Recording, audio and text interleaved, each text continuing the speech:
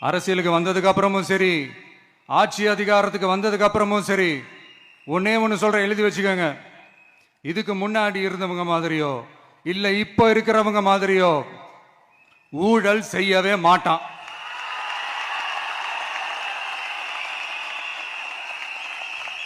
ஒரு பைசா தொட மாட்டான். எனக்கு அது அவசியமே இல்லை. புரிஞ்சுங்களா உங்களுக்கு? எனக்கு அதை தொட வேண்டிய அவசியமே இல்லை.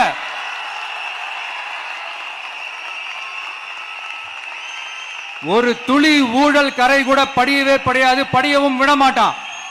நீங்க கேட்கலாம், இது என்ன சினிமாவா, இதன முதல்வன் படமா, ஒரே நாள்ல வந்து இவர் எல்லாத்தையும் கிளீன் பண்ணிடுவாரான்னு நீங்க கேட்கலாம். ஓகே, பிராக்டிகலா அது பாசிபிள் இல்லதான். But it is a process, right? It is a process.